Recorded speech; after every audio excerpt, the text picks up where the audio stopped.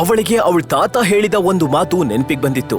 ಸುರಭಿ, ವಿರಾಜ್ ನಿನ್ಗೆ ತುಂಬಾ ಒಳ್ಳೆ ಜೀವನ ಸಂಗಾತಿ. ಹಾಗೆ ಒಂದು ಮಾತನ್ನ ಯಾವಾಗ್ಲೂ ನೆನಪಲ್ಲಿಟ್ಕೋ. ಯಾವಾಗ ನಿನಗೆ ಅಥವಾ ರಾವ್ ಗ್ರೂಪ್ಗೆ ಸಂಕಷ್ಟ ಬರುತ್ತೋ ಆಗ ವಿರಾಜ್ ಮಾತ್ರ ಅದರಿಂದ ಆಚೆ ತರ್ತಾನೆ.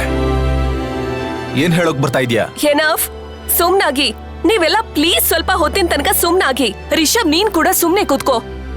ಈ ಕಂಪ್ನಿ ಬಾಸ್ ನಾನೇ ಅನ್ನೋದನ್ನ ಮರಿಬೇಡಿ. ಡಿಸಿಷನ್ ಮೇಕಿಂಗ್ ಪವರ್ ಇನ್ನು ನನ್ನ ಹತ್ರನೇ ಇದೆ. ನಾನು ಏನ್ ಹೇಳ್ತೀನೋ ಇಲ್ಲಿ ಅದೇ ಆಗೋದು. ವಿರಾಜ್, ನೀನ್ ಏನ್ ಹೇಳ್ಬೇಕಂತಿದೆ ಹೇಳು. ಬಾ ವಿರಾಜ್, ಇಲ್ಲಿ ಕೂತ್ಕೋ. ಮೊದಲು ನನಗೆ ಈ ಕಂಪನಿಯ ಶೇರ್ ಹೋಲ್ಡರ್ಸ್ ಮತ್ತೆ ಇನ್ವೆಸ್ಟರ್ಸ್ಗಳ ಲಿಸ್ಟ್ ಬೇಕು, ಮತ್ತೆ ಬ್ಯಾಲೆನ್ಸ್ ಶೀಟ್ ಕೂಡ ನೋಡಬೇಕು. ಅದಾದ್ಮೇಲೆ ನಾನು ಏನಾದರೂ ಹೇಳಕ್ಕಾಗೋದು. ಸುರಭಿ, ಇದ್ಯಾಕೋ ಜಾಸ್ತಿ ಆಗ್ತಿದೆ. ನಾವು ಹೀಗೆ ಸುಮ್ಮನೆ ಯಾರ ಹತ್ರನೋ ನಮ್ಮ ಕಂಪನಿ ಡೀಟೇಲ್ಸ್ ಶೇರ್ ಮಾಡೋಕ್ಕಾಗಲ್ಲ. ಅವನಿಗೆ ಲ್ಯಾಪ್ಟಾಪ್ ಕೊಡು. ಪ್ಲೀಸ್ ತಗೊಳ್ಳಿ.